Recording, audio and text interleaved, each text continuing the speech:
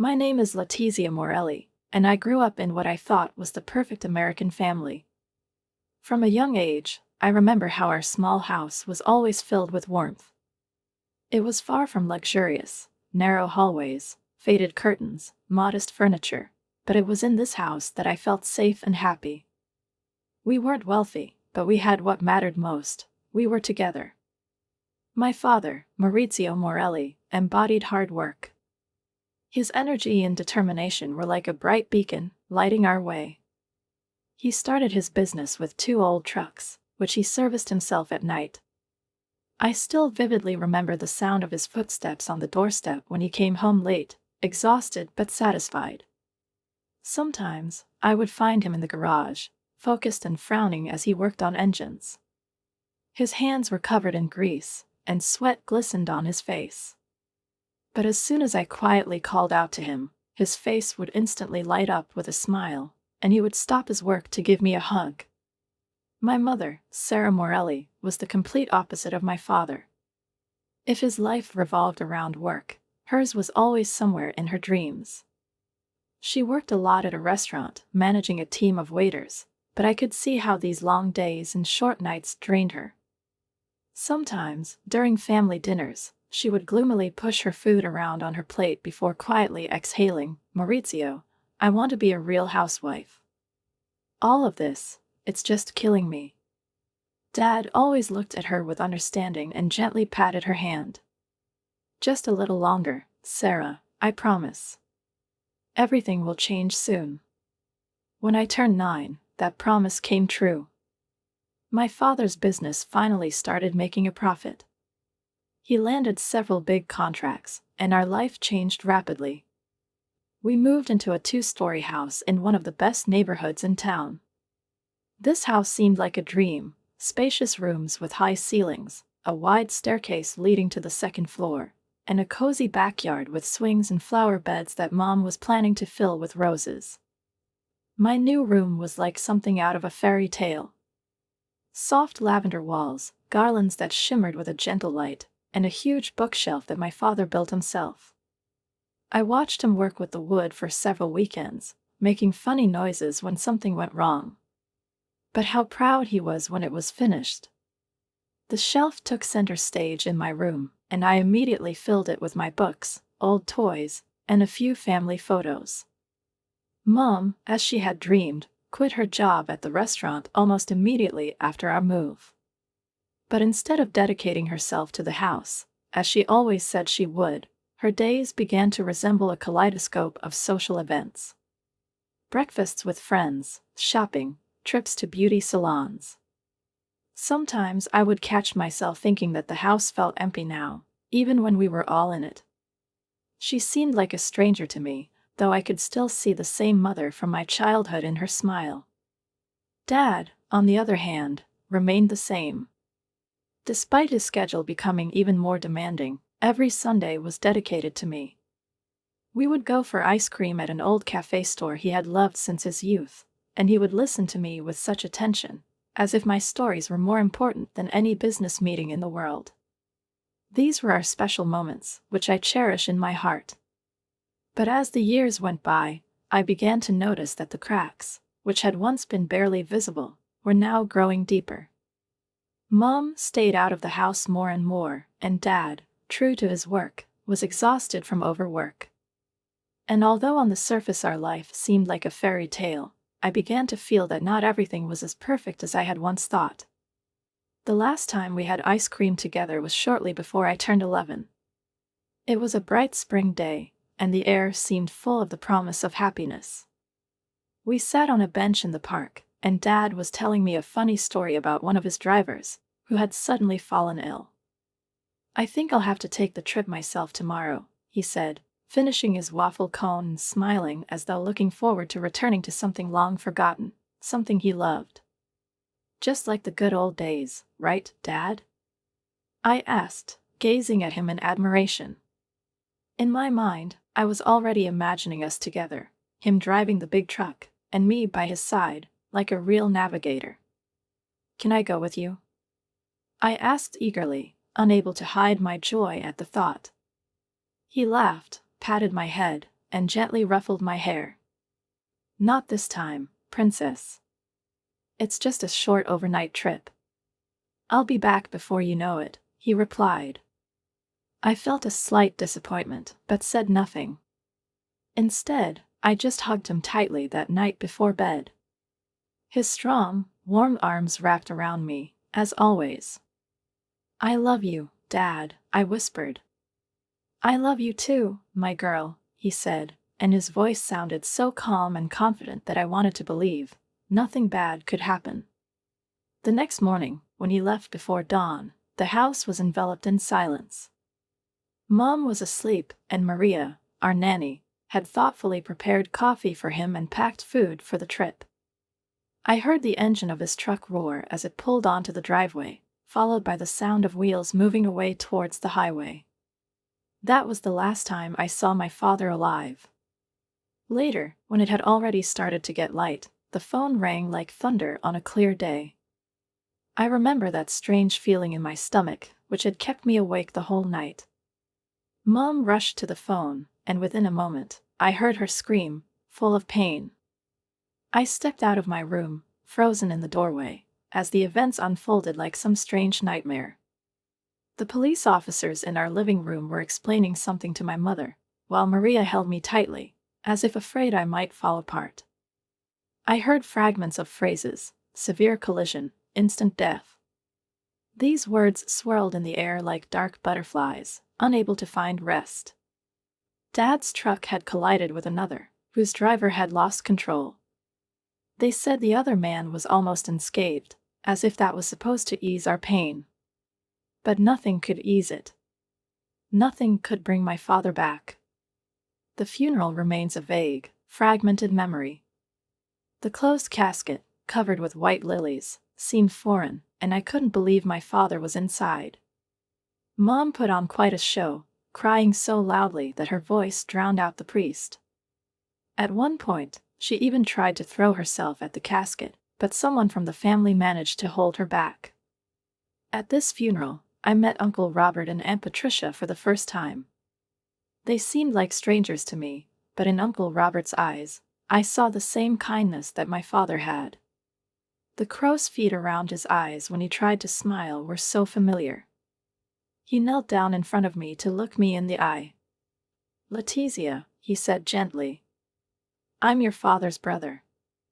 I'm so sorry that we're meeting under these circumstances. Why have I never seen you before?" I asked bluntly, with the ruthless honesty only children possess. A shadow of pain crossed his face. "My brother and I had disagreements many years ago," he admitted. "But now, none of that matters. I needed to say goodbye to my younger brother." After the funeral, my mother's grief disappeared with unsettling speed. She almost immediately began meeting with lawyers, handling my father's affairs. Everything that had once seemed too difficult for her suddenly became her responsibility. She spoke of restructuring and modernizing the business, though her eyes made it clear she barely understood what she was doing. I spent most of my time with Maria, who would shake her head sadly when Mom came home with bags of expensive purchases, muttering the word "mine" with a barely perceptible sneer. "Your mother spends money like water," she mumbled once, preparing lunch for me, and I couldn't disagree with her. During this time, when our house was often empty because Mom was out shopping again, the situation became more and more absurd. The loaders, old employees from my father's company, began quitting one by one. Men and women who had worked with him from the very beginning couldn't endure the constant delays in payments. I remember how they would bring me small gifts from their routes, and we would laugh about them eagerly like little sweet tooths. But now they were leaving without money or respect. I heard them saying goodbye to Dad, complaining about their fate, and he would always laugh, assuring them that everything would be fine. But after his death, everything changed. 6 months after my father's death, my mother sold what was left of his company for a pittance. I could have gotten angry, blaming her for not taking proper care of his legacy, but she did things her way. She didn't care about the feelings of people who didn't appreciate his work. Mom was always too pragmatic to understand the value of what she was losing. It was a brilliant business decision on her part, but it didn't change the fact that she destroyed my father's life's work. After selling the company, Mom became a rare presence at home. It seemed like she was absorbed by something else, something that replaced her old life. Now, her time was filled with endless shopping trips, hanging out with new acquaintances, and attending parties. I no longer knew where she was or with whom. She would occasionally come home with bright makeup and the scent of expensive perfume, barely noticing my presence. Sometimes, when she returned, she would say, "Oh, you're still here," as if she didn't even realize I was home. Then she would disappear into her room, leaving me once again alone with the empty walls. Maria was the one who stayed by my side, the only person I could talk to, the one who shared my sadness and loneliness. She began teaching me Spanish, insisting that it would come in handy one day, though I didn't believe there would ever be anything more important in my life than trying to cope with disappointment and loss. I spent more and more time in the library after school, where I could find some solace in the quiet. It was better than coming home to an empty house. And then came that evening when everything changed. Mom burst into the house, giggling like a teenager, and this time, she wasn't alone. "Letizia, sweetie, come meet Richard." Her voice sounded as if she wanted me to accept this as something natural. Richard was tall, dressed in an expensive suit, which, despite its price, somehow looked cheap. His smile didn't reach his eyes when he looked at me. "Richard and I got married last weekend. He's your new father. Now we're going to be a real family," Mom said, squeezing his hand like it was a lifeline. I was in shock, unable to hide my displeasure. "I already have a real father," I replied, my voice trembling with anger. Richard's fake smile disappeared. He turned to me and said, "Listen, young lady, your mother and I are married now. You need to accept this and show some respect." I couldn't hold myself back and spat in response. "You'll never be my father, do you understand?" Mom was in a panic, and Richard turned to her, mockingly commenting that the difficult child needs discipline. But that was just the beginning. A week later, new family members appeared in our house. Gloria, Richard's mother, his sister Janet, and his 12-year-old niece Madison quickly took over. Their presence was like an army invading our space. They began changing everything, moving furniture, taking away things that seemed to be the only reminders of our old home. Gloria, as though she were the mistress of the house, behaved like a true ruler, completely ignoring my protests. Janet and Madison quickly became one of us. In their opinion, everything in the house now had to reflect their taste. Mom didn't seem to object. She and Janet instantly became best friends, spending hours shopping, gossiping. It was at that moment that I realized the house, which had once been a real home, had become foreign to me. Gloria took over the kitchen and immediately started complaining about how Maria cooked. Without a second thought, Mom fired her. I lost the only person who still tried to care for me in this house. Every morning, coming into the empty kitchen, I noticed how Gloria threw dissatisfied glances at the dishes Maria made for us with love. Maria had been an old family friend, and her care seemed like almost the only salvation in all this chaos. But now she was gone. She had disappeared, and the house became even emptier than before. Then, as if a blow to the head, came the last seemingly inevitable moment. I came home from school one day and went upstairs, as usual, to my room. But when I opened the door, I froze in shock. In my room, the one I had always been so proud of, the one Dad had once lovingly set up for me, sat Madison. Her smile, smug and mocking, seemed to darken the whole space around it. In my room, which I considered sacred, now was her presence. I immediately screamed, "What are you doing here?" Madison answered calmly, as if there had never been any space that was just mine. "Aunt Sarah said I could live here," she replied with such nonchalance that I almost lost my composure. I wanted to shut her up, throw her out, rip my books from her hands, but I just stood there, unable to believe my eyes. Everything seemed impossible, and at that moment, I realized this room was no longer mine. Madison smirked and began shamelessly pulling books from the shelves, scattering them across the floor like toys. "You know, your mom says you're moving to a little room in the hallway," she said, sarcastically noting every attempt I made to resist. I screamed, for what felt like the last time, "This is my room. Mine. And it will stay mine." At that moment, I couldn't control myself. Rage overwhelmed me. I grabbed her by the hair, and she scratched my face, laughing. We fought like two animals, trying to reclaim the space that seemed to have been stolen from us. Madison grabbed my books and tore them to pieces, while I tried to wrestle them from her. We both screamed, tearing apart the last remnants of harmony. It was at that moment that Richard and Mom appeared. "Letizia. How dare you?" Mom screamed, rushing into the room and pulling us apart. I couldn't take it anymore, and I yelled back, "This is my room. It was mine, my dad built it for me." Richard, not listening to me, grabbed my arm roughly, so hard that I thought my bones might crack.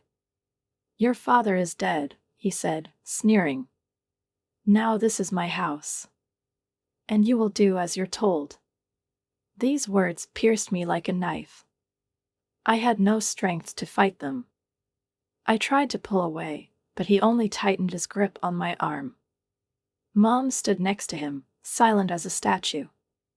I felt my life draining away, as if a small light was dying in my chest. They locked me in the small guest room. For 2 days, I sat there, not seeing anyone, only hearing how Madison was enjoying my old room, playing with her new music device, while Mom laughed with Janet downstairs. Everything felt so strange and alien, and I lost all hope. My heart ached, but I couldn't find a way out. When I returned to school, my things were packed in boxes, thrown into a corner. Dad's bookshelf, which had always meant so much more to me than just furniture, was gone. It had been thrown away like something useless. I felt dead inside. This was no longer my home, no longer my life. I had become just a figure, left behind in a vanished world. A few weeks after that incident, I was on my way to the bathroom late at night. Voices were coming from downstairs. I sneaked up to the top of the stairs and hid in the shadow. I listened as Richard spoke with Mom. He was angry, tense. "The girl is becoming more and more difficult," he said, his voice cold. "She's ruining our family. Harmony, have you thought about finding her another home?" My heart stopped. Another home? These words tore my soul apart. I froze, unable to believe my ears. "You mean adopt her?" Mom asked, and her voice was so thoughtful that I felt sick. I stood there, unable to breathe, pressed against the wall. Everything seemed absurd. "Yes, I think it could work. She's still young, and honestly, it would be better for everyone," Janet added. "Madison is scared of her after that attack, and, frankly, she doesn't fit in here anymore." I ran out of the room, charging down the corridor like a wild animal, and buried my face in the pillow. Tears poured down, but I couldn't bring myself to believe that Mom was going to give me up. It was impossible. I kept telling myself it was just talk. But deep down, I knew, if they decided this, I would be left alone. 2 months later, I turned 13.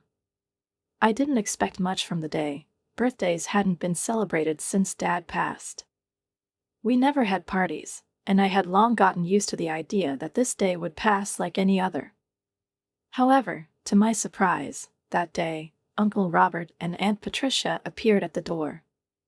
They brought with them not only presents but something much more important, a little warmth, the kind I had been desperately missing.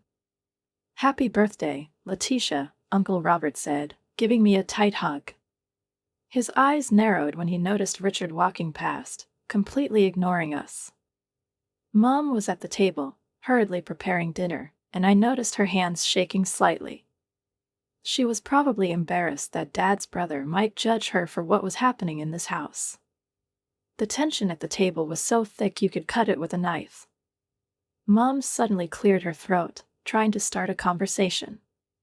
"Actually, Robert, Patricia, I'm glad you're here," she said, her voice tense. "I need to discuss something." My heart immediately sank, and I felt my stomach tighten with anxiety. Mom continued without looking at me, her gaze fixed on nothing. "Letitia is unhappy here," she said, without a hint of regret.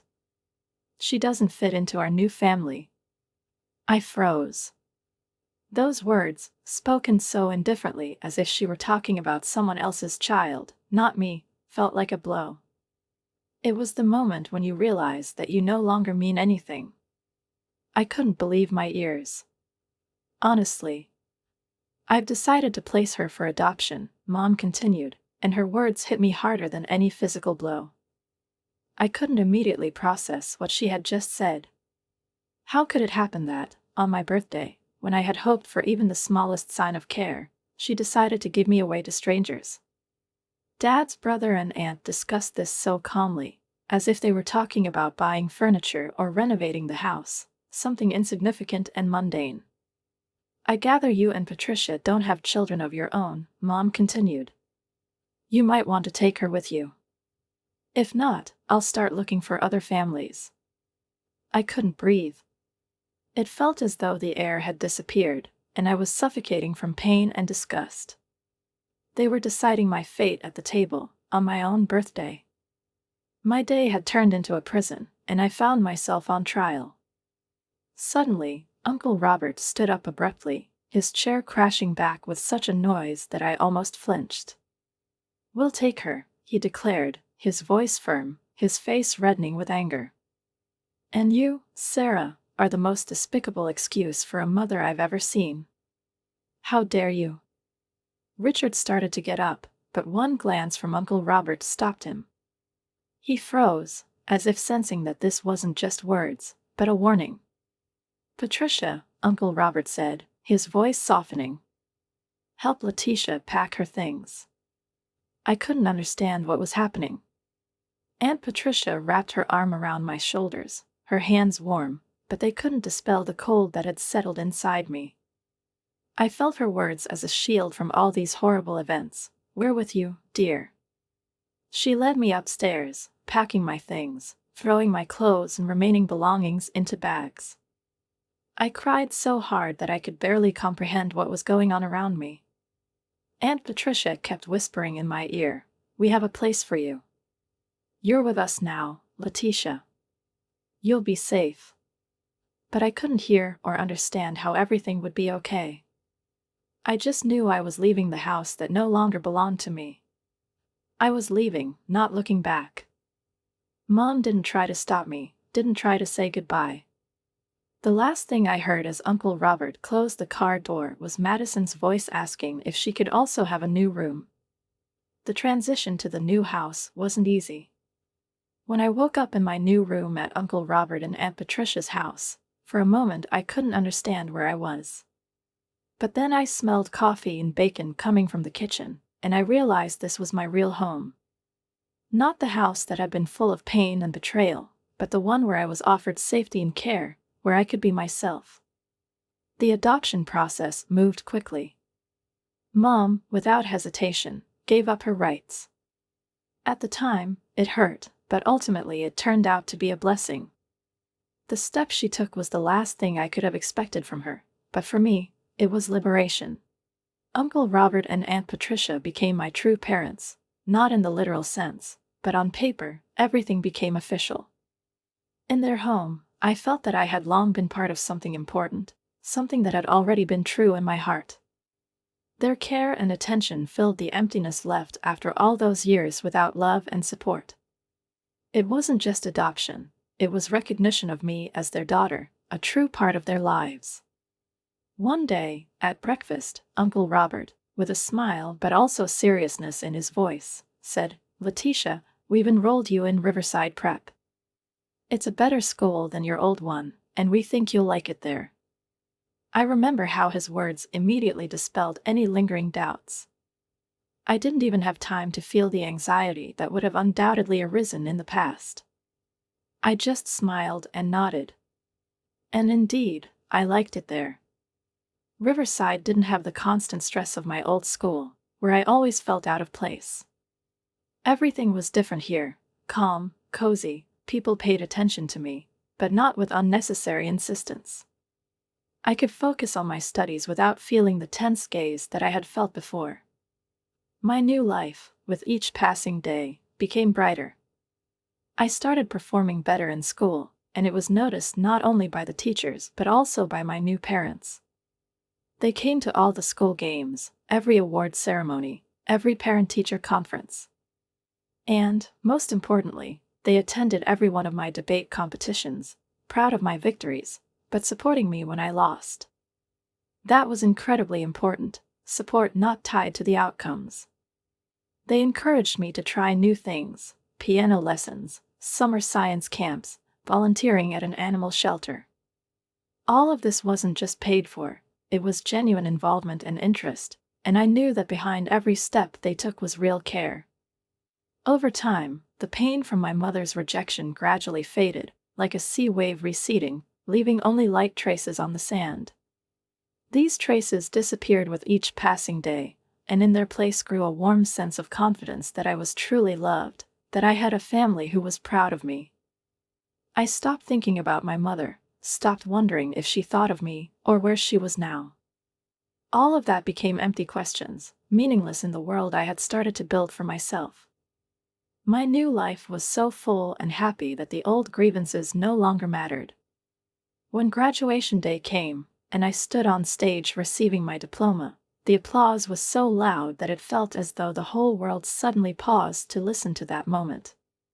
And it wasn't just the applause from Uncle Robert and Aunt Patricia, their whole extended family was there, embracing me as their own. In their eyes, I saw genuine pride, and in that moment, I realized I had truly found my place. At the graduation dinner, amidst smiles and congratulations, Aunt Patricia told me, "We've been saving for your college since the day you moved in with us." And indeed, they had saved enough to send me to any school I chose. I picked a business school at the state university, deciding I wanted to major in finance and become an investment manager. That was my goal, and I was sure I could achieve it. College became a new chapter, one I faced with ambition and the desire to prove to myself and others that I could do anything. College life was simply amazing. I threw myself into it wholeheartedly, determined that my new parents would be proud of me. In my first year, I landed an internship at Goldman Sachs, and it was an incredible feeling, my first job at such a prestigious financial institution. I was certain that both they and I would be proud of what I achieved. One day, a couple of years later, Aunt Patricia casually mentioned that she had run into my biological mother at the grocery store. She said she has a son now, Aunt Patricia said, watching my reaction closely. "They still live in your father's old house, with Richard's family." I just nodded, surprised, but felt neither pain nor anger inside. The life I had left behind seemed like a distant dream, and everything that happened to someone else no longer mattered. After graduating from college, I got a job at Morgan Stanley. My starting salary was so high that my eyes nearly popped out. It was more than I had ever imagined, but I knew there was still a lot of work ahead, many steps to take, to prove that I deserved it. Immediately after college, I received my first paycheck, and the first thing I did was head to a jewelry store.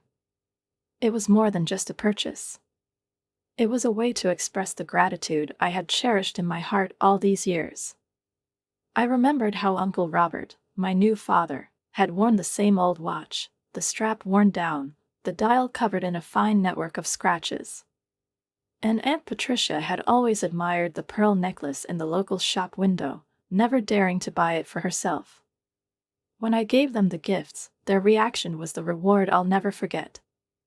Aunt Patricia couldn't hold back her tears, her eyes sparkling like the pearls on the necklace that now adorned her neck. Uncle Robert, accepting the new watch, tried to protest, "You shouldn't have spent your money on us." But his hand trembled as he put the watch on, and his voice faltered with emotion. Who else would I spend my money on? I replied, hugging them both. You're my parents. You're the ones who made all this possible. 6 years have passed since that day. These years flew by in the blink of an eye. I climbed the corporate ladder at Morgan Stanley, step by step earning my place among the best. Every promotion, every success, was not just a professional achievement for me. It was an opportunity to call Mom and Dad, Uncle Robert and Aunt Patricia, as I now called them without hesitation, and share my joy, knowing they would be just as proud of me as they were at my school ceremonies. First came the apartment. A beautiful, spacious 2-bedroom apartment in a good part of the city. Aunt Patricia helped me decorate it, adding warmth and coziness. She knew how important it was for me that the new home felt like a continuation of what we had built together. Uncle Robert insisted on personally checking all the documents before I signed the mortgage, and I couldn't help but smile as I watched his serious expression while he went over the papers. And then came Michael. After a year of dating, during a trip to the beach, he proposed. To say I was happy would be an understatement. I said yes before he even finished asking. When we told Aunt Patricia and Uncle Robert, Aunt Patricia cried, and Uncle Robert hugged Michael with such warmth that I knew he had immediately accepted him into our family. Welcome, son, he said, and there were emotions in his voice that he usually kept hidden. From that moment, the euphoria of wedding preparations began. Aunt Patricia and I spent weekends going through venues, tasting cakes, picking color schemes, and choosing decor details. Uncle Robert and Michael, on the other hand, focused on the practical aspects, budgets, contracts with suppliers, and the event schedule. Everything seemed like a fairy tale, until one day I received a message on Facebook. Letitia, dear, it began. I heard about your upcoming wedding. I know it's been a long time, but I'm still your mother. I've changed and want to make things right. Please let me be a part of your special day. I miss you so much. My hand trembled as I read the message. It came like thunder out of a clear sky, causing a storm of emotions. There was not only anger and resentment, but also a strange, painful curiosity. Part of me wanted to just ignore it, delete the message as if it had never been there. But another part couldn't stop myself. I took the phone and called Aunt Patricia. She listened carefully, and after a brief pause, she said quietly, I saw her yesterday, at the grocery store. We ran into each other by chance. She didn't ask about you once, Letitia. Not once. But when I mentioned how successful you are, how you're getting married, her eyes lit up. That worried me. It wasn't the warmth a mother has, it was something else. I didn't like it. Her words struck me with a painful echo. Everything I had tried to forget, everything I wanted to leave in the past, suddenly resurfaced.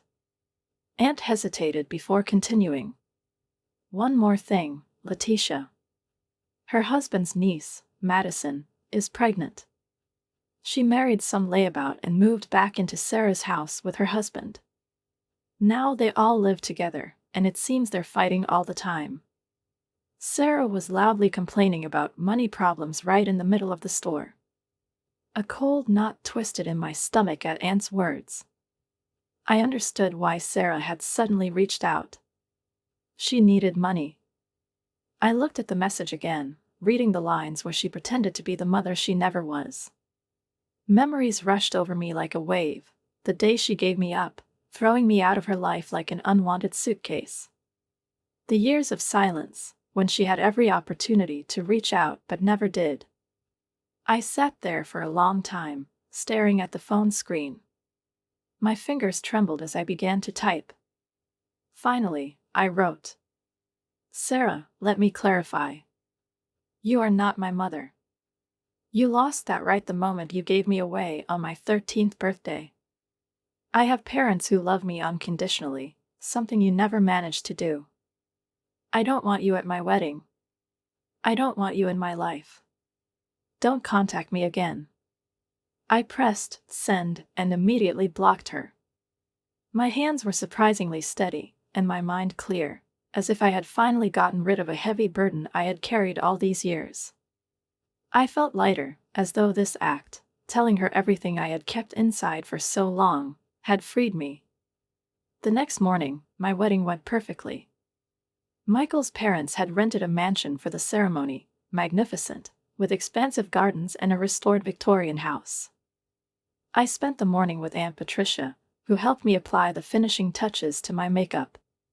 We laughed, reminiscing about the details of wedding planning, when there was a knock on the door. "Miss Morley?" One of the guards' voices sounded awkward. I turned, feeling a slight unease. "Sorry to bother you, but there's a situation at the main gates. Some people are insisting they know you, a man, a woman, and a teenage boy." My mood immediately dropped. I knew who it was before the guard finished speaking. My heart thudded in my chest as I stood, adjusting the folds of my wedding dress. "I'll handle this," I said, trying to stay calm. "Letitia, you don't have to," Aunt began, but I shook my head. "Yes. This ends once and for all." I headed towards the front gates, the sound of my wedding heels clicking on the cobblestone path. And there they were, Sarah, Richard, and the boy who was probably my half-brother. A boy whose features reminded me of Madison, but whose face was unfamiliar. Sarah grabbed the iron bars as though it was her last chance. "Letitia," she cried, seeing me. Her voice was piercing, trembling with emotion. "How dare you not invite your own mother to your wedding? Let us in right now." I stopped in front of them, gripping the cold metal of the gates, and allowed myself to really look at them. Sarah looked awful. Her once flawless appearance was now marred by signs of exhaustion. Her clothes, clearly from past seasons, no longer conveyed elegance but rather reminded me of better days that had passed. Heavy makeup highlighted the wrinkles, and her hair, desperately needing a touch-up, hung lifelessly over her shoulders. Richard looked even more worn down. His expensive suits had been replaced by something cheap, taken off a rack. "Richard should have walked you down the aisle," Sarah continued, her voice growing louder, almost hysterical. "Damn it, your father should have done it." These words made me laugh. A genuine, loud laugh erupted from my chest, echoing across the yard. "My father?" I repeated, struggling to catch my breath. "The man who locked me in a room for 2 days? The man who helped you throw me out like an unwanted thing?" Sarah's face twisted with anger and humiliation, but she didn't give up. "We're family," her voice cracked. "You can't just pretend we don't exist. Look at how you're living. This luxurious wedding, your big job, your expensive clothes. And us? We're barely getting by. We're drowning in debt, and here you are playing princess." And in that moment, when her hysterical accusations echoed around me, the truth became clear. They weren't here because they wanted to be part of my life, not because Sarah finally felt regret. No. They came to get what they thought I owed them. "I'm not playing anything," I said coldly, trying to maintain my composure, though inside everything was boiling.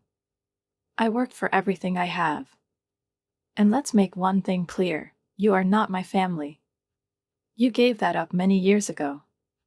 My parents are the people in this house. They raised me, supported me, and loved me unconditionally. And now you need our help." Sarah was practically choking on her own fury. "After everything we did for you," she yelled, but I didn't let her finish. "Everything you did for me?" I cut her off sharply. "You mean how you threw me away like trash? How you took my room, my home, my childhood? Is that what you call everything?" I turned to the guards, who were standing nearby, watching the situation closely. "These people are strangers who've intruded on private property. Please escort them out. They're not welcome here." Sarah screamed, clutching the bars of the gate as the guards approached her. "You can't do this. I'm your mother." "No," I said firmly, looking her straight in the eyes. "You're just a woman who gave birth to me. That doesn't make you my mother. There's a difference." I turned away, ignoring her piercing cries, and walked back towards the mansion. My steps were confident, my head held high. This chapter of my life was finally, completely closed. When I returned to the bridal suite, my mother, Aunt Patricia, was waiting for me with a concerned expression. "Are you okay, darling?" she asked, her voice full of genuine care. I took a deep breath, trying to relax, and smiled. "You know, I've never been better. That chapter of my life is finally over." There was a knock at the door, and Uncle Robert stuck his head into the room. "Ready, princess?" he asked with a warm smile. I looked at myself in the mirror, adjusting my veil for the last time.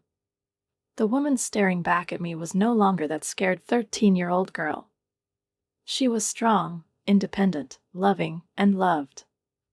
"Ready," I said, standing up and taking my father's arm. The wedding march played as my father and I walked to the altar, set in the garden of the estate.